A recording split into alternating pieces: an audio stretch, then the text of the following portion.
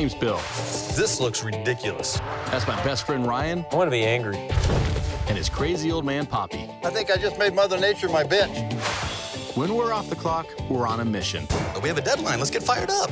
To outsmart Mother Nature. Come on, wind. And take on the chaos she creates for folks around town. Holy cow. The front's coming in. With a little junk. Look what I found. And a whole lot of ingenuity. This is great. It's almost like we planned it. There's no problem we can't solve. This is BrainsStormers. Here we go.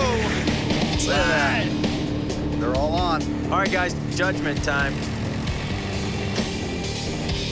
I bet you're wondering what's going on here. Well, let me catch you up. We really should make a hoverboard. Eventually. The problem is the stability of it would be insane.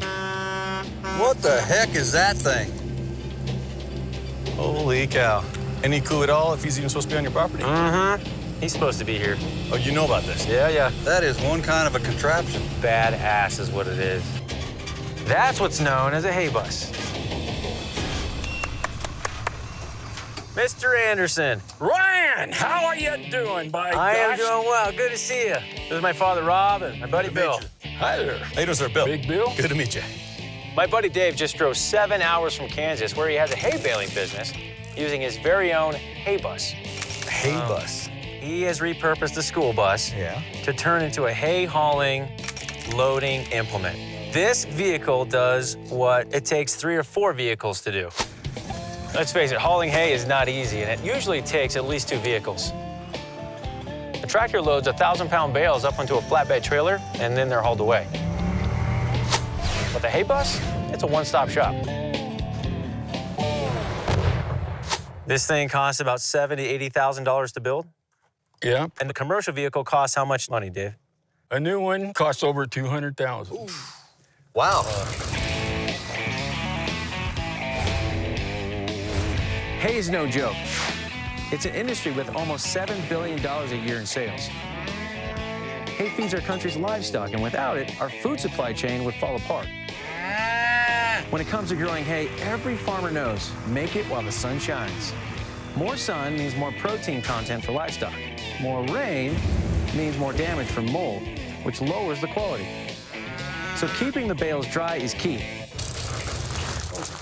Wow. Dave, this thing is awesome. What can we do to help? Well, you guys come back here and I'll show you. If I drop these forks, all the bales are gonna slide off at once. Okay. I only want one to come off. So I can make 8 different stops to 8 different fields and never go back to load up again. Dave's clients need just 1 or 2 hay bales at a time, so they can be used before they spoil, but his HayBus now drops all 8 bales or none at all. So what he needs to make his business more efficient is a way to load up all the dry hay and deliver only what his clients need. Come on back here, I'll show you something else. Uh-oh. Well, I was out in the field trying to move hay, and I got stuck. The front axle got buried in the ground. Oof. In Kansas, where Dave lives, tornadoes and heavy rains can come without a moment's notice. So I completely understand his concern about being stuck axle deep out in a muddy hayfield. How do I get out of this door? This is buried up to here. Oof. Okay. I had to dig myself out with a pair of pliers. I tore the whole bottom of my door off. How did you get the pliers to dig that out? Muscle. All right. So I need a second exit. Oh, we'll figure out a way of making sure that doesn't happen again. Dave needs some big upgrades. A redesigned hay chute that can drop 1 bale at a time and an easy access emergency exit. These can be tough to do. Minimal budget as usual, right? As cheap as possible. Doesn't that sound familiar? Okay, cool. Yeah. Well, Dave, I'd like to get started on this project, guys. Are you up for this? I think we can help you here. I'm excited. Dave's only got a couple of weeks of sunshine left till the cold weather moves in. So we've got to get this done in a hurry. This is gonna be the most exciting build yet. I can feel it. Easy, easy. That emergency exit door could be challenging, but the bigger challenge is figuring out how to make the HayBus drop just 1 bale at a time. We need something that's solid. Okay. So what if we actually have something that comes up through the bottom? Kind of like, remember Braveheart, where they had the big stakes in the ground? You know, the horses came charging, they're like, something like that, where literally the hay is coming down it stops, and then it just retracts right back into the bottom of the slide. The idea is to cut 2 holes in the slide just above the first bale so the stoppers can hold the top 7 bales from sliding down. And then only the first bale can drop. That's a lot of weight. Yep. In my mind, it's got to be 1 or 2 hydraulic cylinders put pressure on the bales. Remember the hydraulics that work the forks? Mm-hmm. I thought that those were being used. And when I looked at them, they're not. Dave's bus has hydraulics to help it lift the hay bales, just like the kind you'll find in a forklift or a crane. We might be able to make Ryan's Braveheart idea work if we can find out a way of tapping into Dave's hydraulic system. Then we could hook it up with some retractable stoppers that might just hold all that hay. The first block of hydraulic controls, the handles are there, everything. Wow, that's repurposing. I think it's brilliant. Okay. Let's go that route. Are you guys okay with this? I think so. Yep. Good. All right, gentlemen. By using the existing hydraulics, we've got a pretty good shot at upgrading Dave's bus inexpensively. Of course, there's no manual for what we want to do. So as is with all these off-the-cuff projects, the proof is in the pudding. All right. We just got to round up some parts, get started first thing in the morning.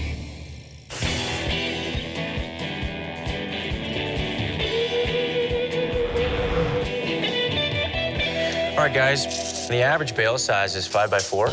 We're measuring 1 bale of hay up from the bottom so we can cut the holes in the right spot. So 15 inches of cylinder. We'll be able to run the hydraulic lines right along his other hydraulic lines. Mm-hmm. Hydraulics use an engine to pump fluid through hoses into cylinders to lift heavy loads. They work because of a thing called Pascal's principle. He figured out that a force on one part of an enclosed fluid is equal throughout. And since pressure is force divided by area, and you push the fluid with a small force through a small area, like a hose, to a big area, like a cylinder, if the pressure is equal everywhere, then the resulting force of the big area has to get big too. Kinda neat, right? Well, we still gotta build it from scratch. I'm gonna make the bracket so we can mount the cylinder off of this brace and this brace. Sounds good. To make room for the stoppers, the first thing I'm doing is drilling a hole so they can poke through the chute. We'll mark this hole and I'll tack weld it. And then to mount the cylinders, we're making 2 brackets, one to mount the cylinder at the top and one at the bottom. I'll make a bracket under the chute to mount the cylinder. For the bottom bracket, I need to make a hole for the cylinder so it can pivot. So I'm gonna punch one with the propane torch. Then I'll have Bill clean this up for me, and we should be ready to install it. Pretty good, right? There we go. The hardest thing about this install is that it's in a tough spot. Come back. Okay. So Poppy's gotta squeeze in there to get a clear line of sight to make a decent weld. There it is. Hopefully that'll hold. Now we can hook up the hoses to the cylinder and see if we can really tap into Dave's hydraulics. Okay, hydraulic hose is locked and loaded. So we're gonna fire up the engine. Engine's on, and turn on the pump to pressurize the hydraulic fluid. All right.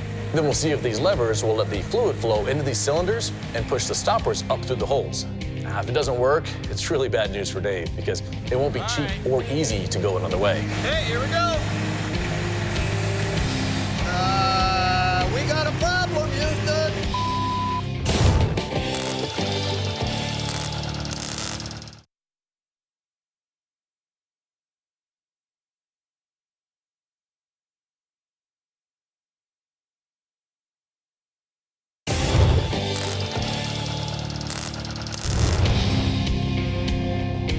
Firing it up.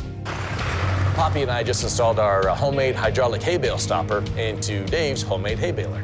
This thing's got to hold almost 4 tons of hay, so the pressure's on to see if it works. Hey, here we go. We got a problem, Houston. What the heck? Might have some air in it, Bill. Air trapped inside a hydraulic system is bad news.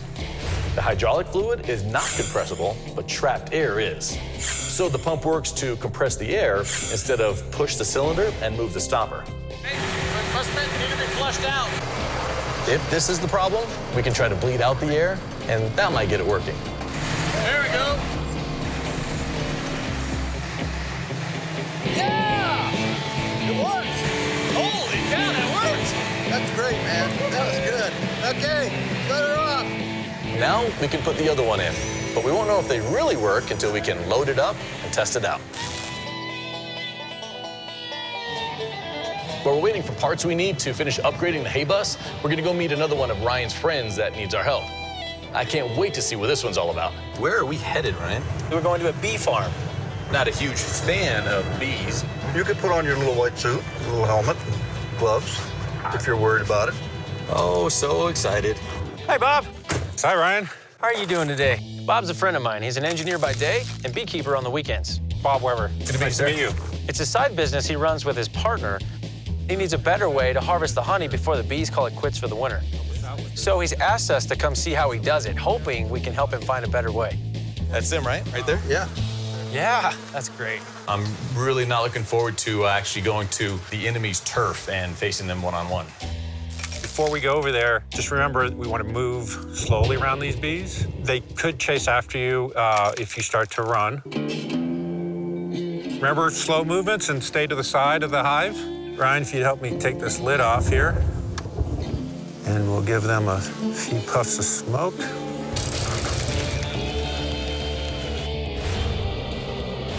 Smoke has been used for centuries to calm honeybees so a beekeeper can work a hive without getting stung. The smoke triggers a primitive reflex in the bees to eat their honey and protect it from fire. But the sugar fix just kind of makes them drowsy. It has also been discovered that smoke masks the attack pheromones released by guard bees when the beekeeper inspects the hive. Luckily for the bees, the effects are not permanent and they regain their senses in about 20 minutes. They pretty much ignore us unless we do something to irritate them. So I'm prying out one end. The weather's changing real drastically right now. How's this affecting the bees? They get irritated. The level of noise, you can hear it right now, elevates. Bill, you want to grab this? Yeah. Don't drop it. Be careful. They're getting pissed. Okay, so it's starting to rain now. Dude, that's a lot of bees coming out. Let's get these over to the extractor. Okay. So I want you guys to see what the process is. Right. There's a basket inside this extractor that the frames fit in. I'm curious, the honey though, the bees actually extract that from their body, they chew it, and the nectar and saliva, that's where honey comes from. Yes. So you eat bee spit when you're eating honey? Serious? Now, extractor is a fancy term. You guys have like a nickname for this thing, like honey spinner or? It's always called an extractor.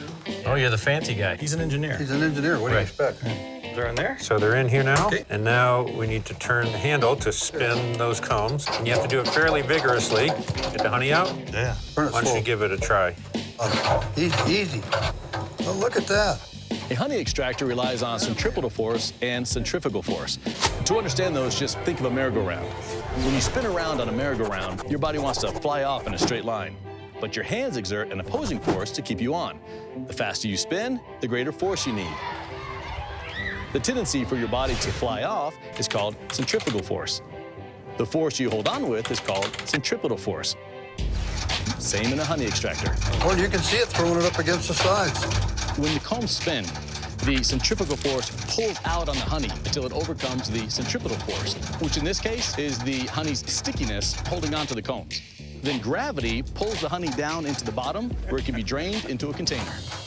Once you get this going, the inertia keeps it moving, but you gotta work pretty hard at it.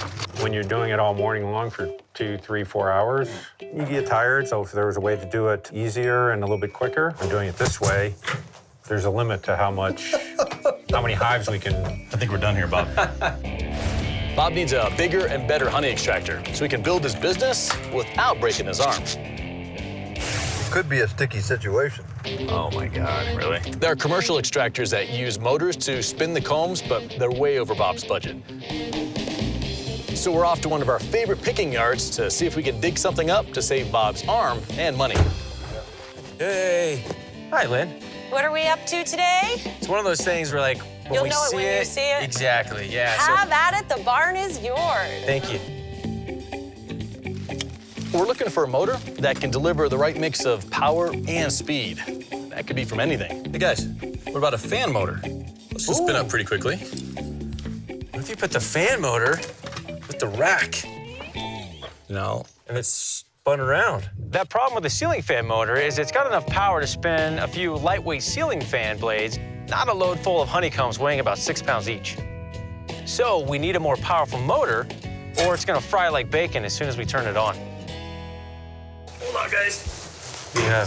Holy cow, this is almost half a horsepower. this can spin up. If the fan motor is the baby bear, then this motor is the papa bear. A 1/2 horsepower motor is usually used for a pole pump or an air compressor. It might spin too quickly and wrench the combs and then break them.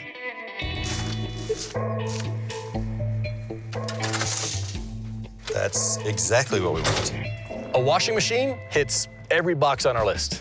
They can spin 40 gallons of water, so it's plenty strong. But they only spin at about 640 revolutions per minute in spin mode, which is just about the same as a commercial honey extractor. Get the bottom? So it'll take some serious modifications. Bend with your knees, buddy. But if we can repurpose this thing, well, it could be perfect. I feel like I'm carrying this by myself. Fine, next time you will. Coming up, Fire in the hole. Winter's coming. Hay harvest season is over really soon, so we are really pressed for time. This is Dave's baby, and I don't want to mess it up. Oh, no, we wanted the...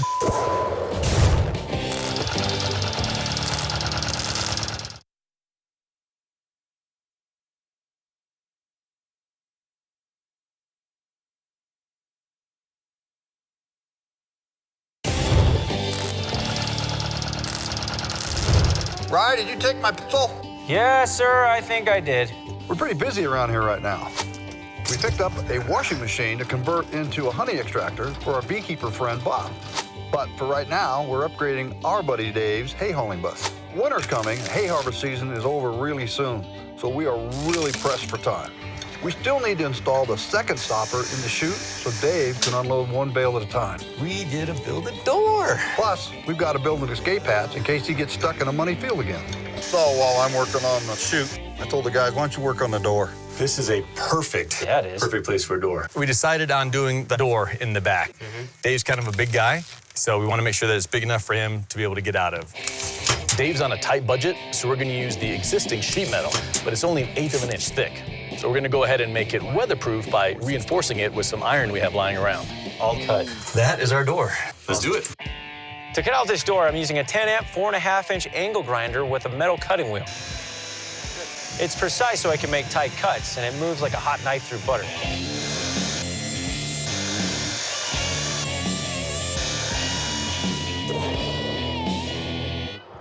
That didn't bend.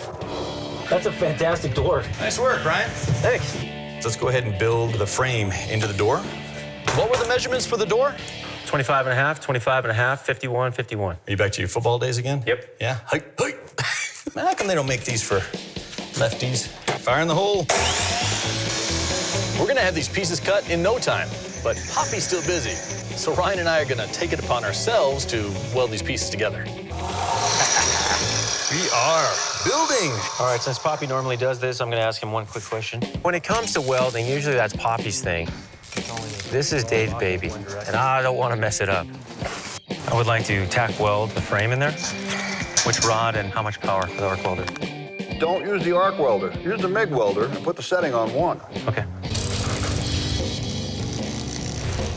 MIG stands for metal inert gas, and it's the easiest type of welding to learn. MIG is run by a machine that uses a wire electrode and a shielding gas to form an arc.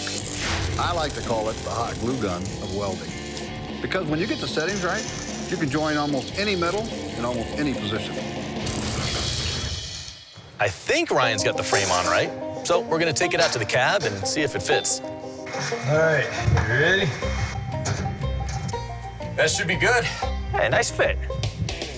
But we still gotta weld the brass hinges to the door. That's a little hot. How you doing? Hold it flush, Bill. Oh, that's a good. How's it look, Poppy? Well, I can see you had some trouble with the welds on the hinges. But the welds feel solid and it swings open nice. He might have had some trouble with the welds, but he saved them. I like it. Woo! I think I passed the Poppy test. My golly, that came out pretty good. Well, Poppy's happy, everybody's happy. Yeah. Well, now the HayBus has 2 stoppers and an escape hatch. So it's time to tackle our honey extractor for our friend Bob. Wow. Holy cow, are you kidding me? They used to wash dead bodies in this thing? Sure, that's gonna take a lot of work to make this food grade. This old washing machine has the two most important things we need to make a honey extractor. A plastic tub with a drain and a 1/3 horsepower motor.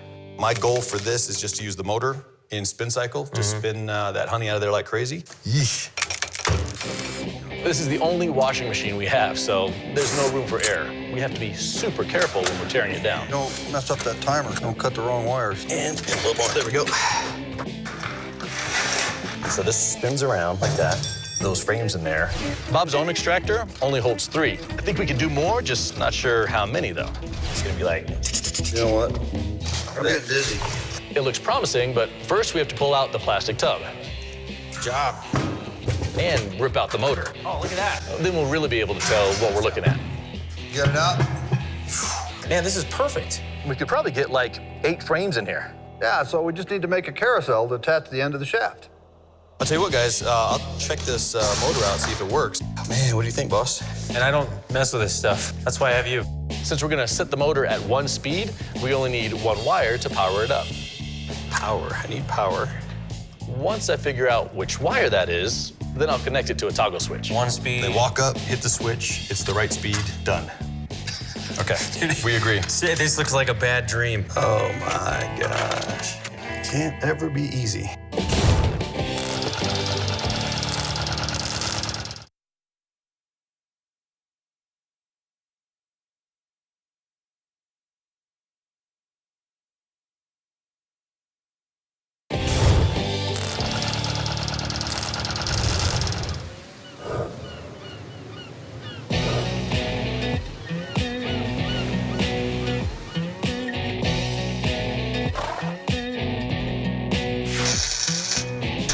We're in good shape on Dave's HayBus. Yeah! We have a lot of work to do on Bob's honey extractor. But maybe we can even use this one here. Right now, we gotta get this washing machine motor to work. Brian, question. I am so, no, just listen, no talk, no touchy, no touchy. What I was going to do was just salvage this switch. This is the only one we need. Because of all the different settings in here, pre-soak, extra soak, super wash, super spin, all that kind of stuff, all we need literally is to turn this thing on and off. So instead of salvaging all these wires, all I really need is the power to this motor. No computers or anything? 2-pole. I just got to figure out which wire makes the circuit board go on and off. I'm gonna do that. Electronics and tangled wires, man, I live for this stuff. But it's definitely not Ryan's cup of tea. Oh my gosh, No. what a mess. Dude, electronics? No way. Have fun with that, I'm out of here. Well, Ryan is shooting hoops. Dude, these are awesome. Brand spanking new. Poppy and I are trying to figure out which wire is our golden ticket to get this motor running. There it is. Okay, turn it on. Okay, I'll go hit the strip. Hit the switch. Okay? Okay, nothing happened. That was not a good one. Shut it off. So let's see if this one's a charm. Hit it. Nope. Another dead soldier. Okay, ready? Yeah. Nothing? Nope. I got one left. Go ahead. I'm just about at the end of my rope. If this motor's working, it should have powered on. I think the problem is maybe the circuitry doesn't go through like you may think it is. It seems to me that if none of these wires work, then either Bill's wrong about the circuitry or it's fraud. I think we have to eliminate the circuit board altogether and hook the power into the motor. Complete the circuit. Okay? Yeah, but you don't have a ground. I don't need a ground. Plug it in. Let's see what happens. Are you sure about this, Padre? It don't work now, so it can't get any worse. There's no way that can work. Let's just try this. Well, hit the button. Bingo! That's spinning. Yep, working good too. Working good. Did you guys get it running? Yeah. You got it running. Man, good job, guys. So from now on, he's gonna do the electronics, I'm gonna do all the welding. And I'll do all the joking? Perfect. If you're expecting wet weather and cold temperatures overnight, and you want to prevent the ice buildup on your windshield, simply mix a solution of 1 part water with 3 parts vinegar. Then all you have to do is spray the solution on the windshield the night before a big cold snap. Now, the vinegar is actually 10% acetic acid, which has a lower freezing point than water. So you'll spend less time in the morning scraping your windshield and more time enjoying your cup of coffee.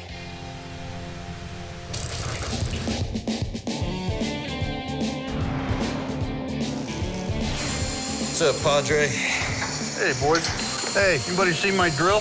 Huh? I got it. All I needed. Where's yours? The battery died. The guys are always using my stuff, and I'm getting pretty tired of it. Anybody know where my 5/8 socket is? No, sir. Not in the box. Ryan. What? Did you eat my candy bar, too? No, I don't eat that crap. Bill? How was I supposed to know that was your candy bar? It's in my toolbox. If these guys can't respect my stuff, then I've got to find a place to keep it away from them. How about a propane tank? Yeah, I think that would work. I bet I can convert this propane tank into a great hiding spot. But you got to know what you're doing. Well, with a propane tank, first thing you got to do is make sure that you've purged all that gas out of that tank. Open the valve all the way, and there's a float that's on that valve in the tank. Push that needle in to vaporize any gas that's left in there. You don't want to be cutting on this thing and have an explosion. Put this baby on here. Then I go ahead and take the valve off. And then I fill it with water because it dilutes any gas that's in the tank and it helps push the oxygen out of the tank. Put the valve back on. I'm going to drill a hole in the bottom. Put a flame to it to make sure there's no residual value in there. Nothing came out. Then I'll dump the water. Once that's done, you can take a torch and cut the bottom out. Once I have the bottom out, then I take a hinge, weld the hinge to the bottom, which is now my lid, and weld it to the hinge to make this thing work. Perfect. When that's finished, they gotta have a way to keep the lid closed. So I take a small rod, bend it at one end, and the stand has a little cutout. Slide it right through across that dome, out to the other side. You're good to go.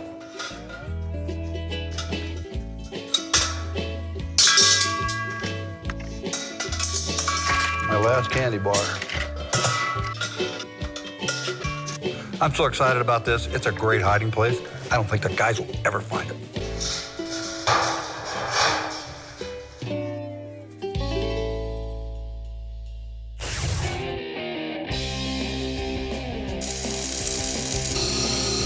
Well, thanks to Poppy's ingenuity, we've got a working motor. But now we have to hook it back up to our tub, which will hold the combs. A little cleanup should get this as good as new. Next, we need to disassemble the transmission and permanently set it to spin cycle. Wow, look at this, guys. I think we know what the problem is. What is it? All these the teeth plastic are gone. gears are stripped. Oh, snap. So that, yeah, literally. It goes along, it gets to this strip part, and boom, all of a sudden, nothing turns this anymore. It grabs it again. Wow. The only way to fix this strip gear is to buy a new one. And that's time and money we just don't have. So we need a workaround. This pulley you got? Yeah. It's perfect. Cool. It's gonna fit right on there, and it's gonna clear all this. So, Bill, we said that thing goes counterclockwise, right? Yeah. Poppy's got a pulley that we can mount to the motor spindle. The hope is we can create a belt system to drive the extractor. If you want, I mean, I can cut these bolts off, or we can, if you want to weld it first, since we're pretty centered here. Yeah, and then I can cut them off. Yeah, I think you're centered. Let me weld this. But he's got to weld it on perfectly so the tub stays balanced. You got it? Yeah.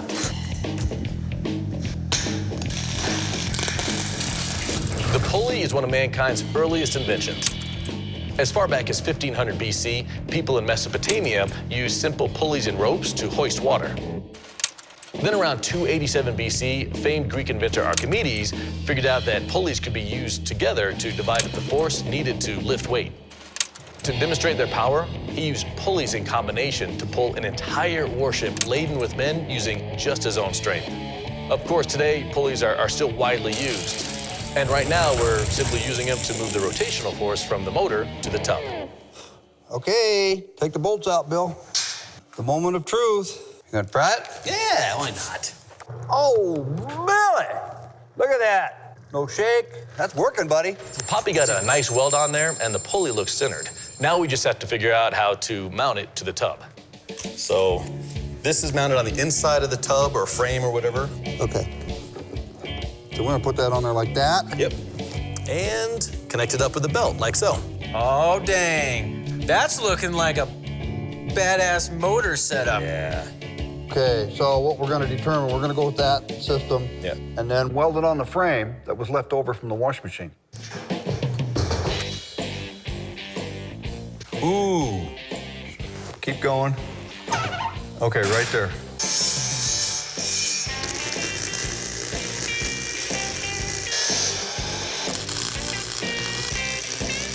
Looks good. That is solid. That's solid.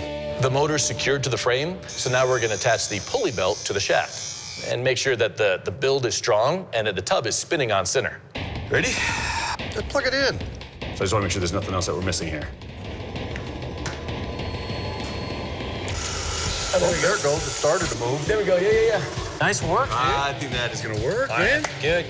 Padre, I think we're good. I don't think we need to worry about speed-wise. We got the motor running, driving the tub at a nice speed. Now we can move on to the honeycomb carousel that spins in the middle. Well, let's take that clutch off, and then we'll bolt everything up and button it down. Awesome. Cool. Got it?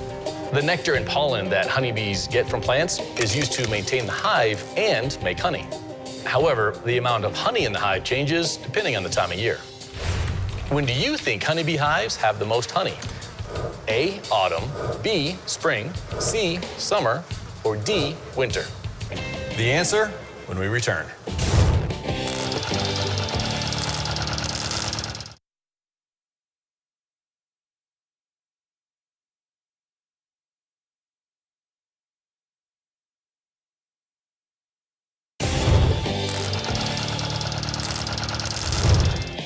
When do you think honeybees have the most honey? The answer is A, autumn. Often seen as the months that hives have the most honey, honeybees work all spring and summer collecting the nectar to make honey. Once the weather gets colder, they stop collecting nectar and start living off the surplus they created over the summer. By the time spring comes again, they start the whole process all over. That's why autumn is the time that most beekeepers collect their honey. With our motor and pulley system running like we want, Nice. Done. now we have to build a carousel that'll hold the honeycomb frames. What I'm thinking, guys, this problem here, if you've got a rack kind of like like a toaster, like these just pop right in. So you've got 8 little frames, and like almost like little clamps. I gotta weld it to the shaft. Yeah. I would just soon come up with a way that allows us to put all the frames in, set it in there, and then bolt it down. We're hoping to up Bob's production by making this new honey extractor use 8 frames. So it's time to look around the shop to find some scraps and make a carousel that spins in the middle. I'll keep looking. All right. As luck would have it, I find an old clutch disc under the farm truck. To my amazement, it has 8 holes in it, which I'm hoping we can use to hold the frames. Oh, now that's cool. Literally repurposing the old parts. 5, 6, 7, 8. Oh, I see where you're going with Shut that. up. Are you kidding me? Oh, man. That should work. Great find. All right, let's do it. Ryan's gonna use it as a template to make 2 lightweight Lexan discs, one for the top of the carousel and one for the bottom. We'll use a PVC pipe to connect each end. Perfect size to fit right down over here. Kind of hang it so it doesn't rub. I love it, man. It's good. After cutting the PVC pipe to size, I create a couple of hubs that'll be used to secure each end of the carousel in place. How's your hub coming? We will see. Nice. One disc wedged here on the bottom, and then the other one will actually go on top of this, lock the whole thing down, and then this whole assembly, they just go over, drop it in there, tighten it down, and they're good to go. All right, Ryan, I'm ready for your discs. Look at this. Dun, dun, dun, dun. Nice, even fits. So that's it. Let's go see how it fits. If we did this right, all 8 frames will fit in snugly, 3, 4, 5. and Bob's honey production will almost triple. Look at that, drop right in and go. That is cool, guys. With a nifty switch I mean, it looks like a stinger. and a working motor, our honey extractor spins nice and balanced and at just the right speed. Awesome. Time to finish decorating it and then use one last thing lying around the shop. Oh. Look at that. Is that clearing all the way around? Nice. Yes. If you had thrown any of that stuff away, I know it. the clutch disc, the barbecue lid. You know, folks around here call us Backyard Genius, or BYG for short. because of how we repurpose junk around here. And this project really lives up to the name. So Ryan went out and initialed this one, and I gotta tell you, I couldn't be prouder. Man, I can't believe we converted an entire washing machine into a honey extractor. This is a sweet deal. I like it.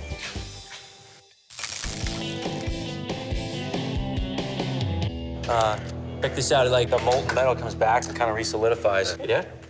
What's going on? Not much. Fire in the hole. The guys were messing around with all my things, and I got tired of it. So I made myself a hiding spot, my last candy bar, out of an empty propane tank. Been a few days so far. The guys aren't onto my hiding place. What are you doing? Go get my tank filled. That worked out better than I even expected. I think he's definitely up to something. Let's check it out. So you think there's something up? That's not normal. Oh. Very clever, Poppy. Very clever. I'm proud of him. I'm proud of him. Yeah. Holy smokes, guys. That's a lot of work in a short period of time. We've been busting our butts modifying this bus that Dave brought in. Oh boy, we've got company. Why am I so nervous right now? We've made permanent modifications to another inventor's creation, so that makes me real nervous. Also, we've not had a chance to actually throw a bale on it ourselves to test it all out. Now, actually seeing him walking towards us, my heart's beating a bit. I'm hoping this is all gonna go as planned. Well, Ryan, I gotta find out what's going on. Well, today's How do you fix my problems, buddy? Yes, sir. Welcome to Judgment Day. You asked for an escape hatch door and a hay stopper. You ready for this?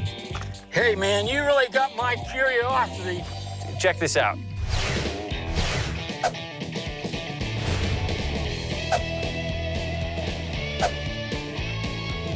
All right, well, coming around here. You said that you had a problem getting out if this thing got stuck.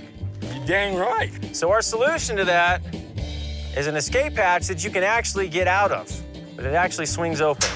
This is all right, man. Well, let's show you the last thing. Okay. This one was a challenge, to say the least. This piston literally gets deployed into the next bale and holds it back. So it'll hold up these bales while you can go and drop one bale at a time. The cylinders have a 10-inch stroke with extensions if you need them.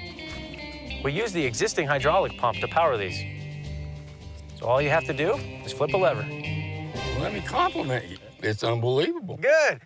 We were able to utilize a lot of the things you already had on this bus. Are we gonna see if this works now? I want to test this thing. Let's go. Dave seems really excited. We laid out 8 bales of hay for him to test out our new gadgets. If these rams don't work, we're back to square one.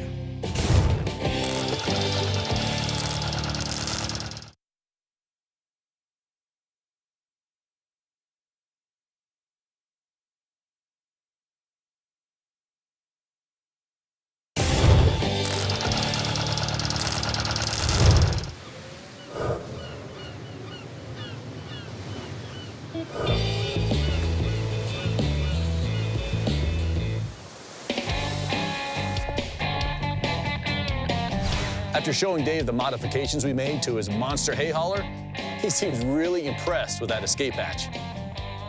You know what you're doing, you know that? But he wants to find out if the hydraulic bale stoppers that we installed actually hold one bale at a time, so he can unload more hay to more clients. All right, you ready for this? Darn right. Let's go, man. All right.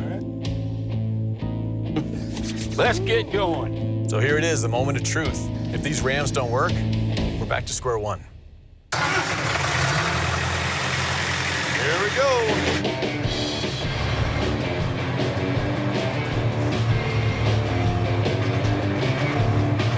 Look at that, that's awesome. All right, so far so good. All right, guys, 2 more, and then the judgment time comes.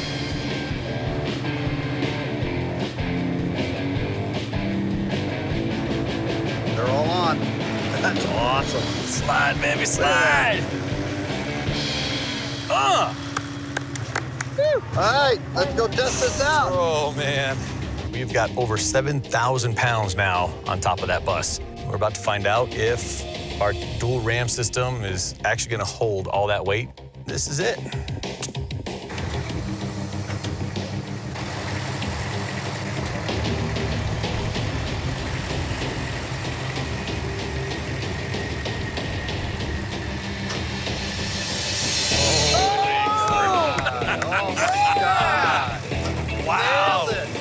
this is an unbelievable moment for us. It actually works. It's a really, really good feeling.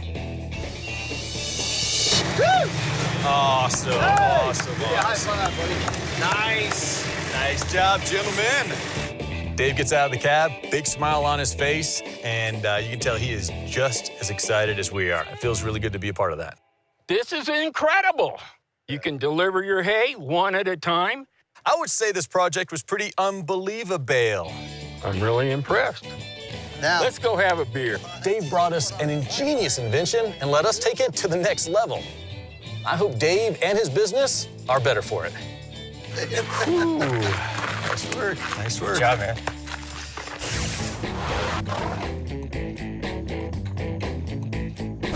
Well, it's been a long week, but it's not over yet. Now we have to take our washing machine honey extractor over to Bob and his business partner. Bill, please, man, I'm begging you. Good morning, guys. How's it going? Good to see you again. This is Amy, Hi, my nice to meet beekeeping you. partner. We're excited to see what you've come up with. You want to see it? Yeah, let's see it. Awesome.